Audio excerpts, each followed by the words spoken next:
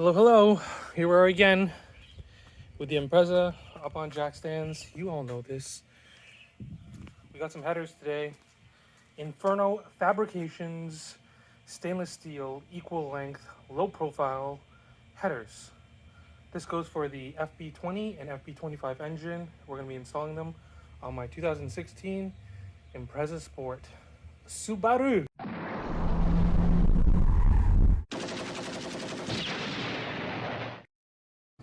Alright friends, they're finally here. They arrived while I was out on the weekend, but here they are. They're coming out of the box. I got 4-to-1s before. These are 4-2-1s, meaning there's 4 cylinders that go to 2 collectors and then 1 collector after that. Why do we have headers? They are a replacement for the OEM exhaust manifold, which is also an equal length manifold, but the tubing on these are larger.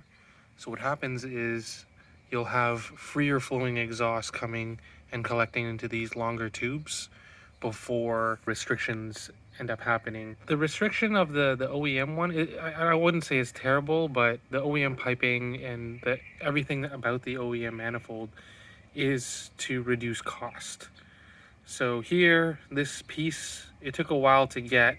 If you guys remember my previous video, I had a 4-to-1 equal length header, and now this is the 4-to-1 low profile. So you got these primaries, the tubes here, the secondary pipe, so these two finally collect into here and go straight into the cat, which has a large diameter output.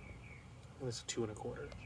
So just from observing a lot of people changing exhausts, this is the first car that I've, modified anything on.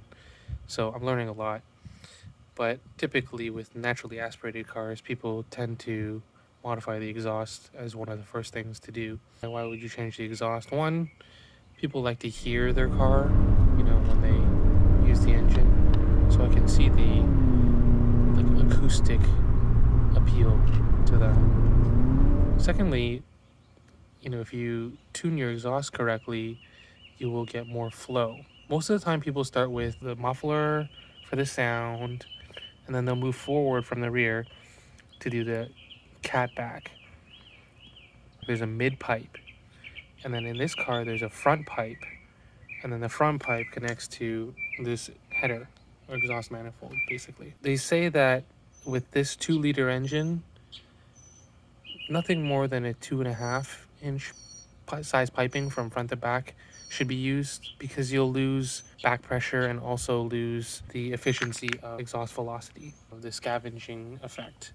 So if you go too big, kind of like all the turbo boys are doing with 3-inch pipes, you're going to be losing some of that low-end torque. I have a nameless back just for a little bit of sound, but I'm going to start on the front to tune the exhaust.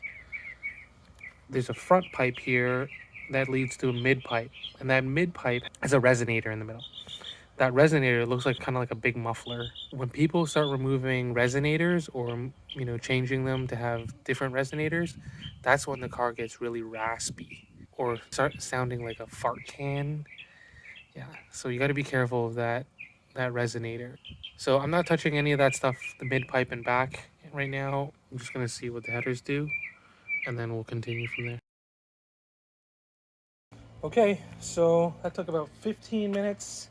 I lowered the OEM exhaust manifold out. Remember to undo these two and the little clip that attaches them, or else you're going to be tugging on these wires. Underneath this heat shield is a log type manifold, typically cast out of steel. The good thing about cast steel is that it holds heat pretty well.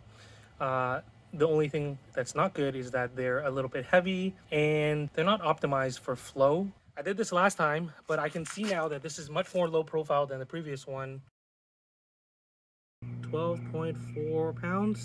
And we got our OE manifold, 19.9 pounds. We're going to need to fashion some flange kind of bolts, kind of 2-way for this thing. We got these miscellaneous metric hardware. I don't know what size this is, but if you get a kit, you'll be able to do it. After about an hour of just trying to fandangle the exhaust header to get them on the head studs. I got them on. We're gonna see if the skid plate's gonna go on. I think that's the ultimate test right now for fitment. It's a lot better than before. The other one's just hang down like maybe like 2 inches. These ones look pretty good. There's a lot of space underneath here where I could potentially put some heat shielding to keep that oil pan and any of the other engine components kind of cooler.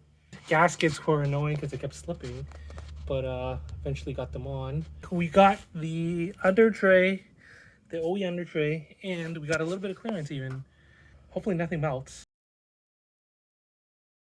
I know, guys, the only reason why you're really here is to hear what it sounds like, right? Am I wrong? Am I right? All right.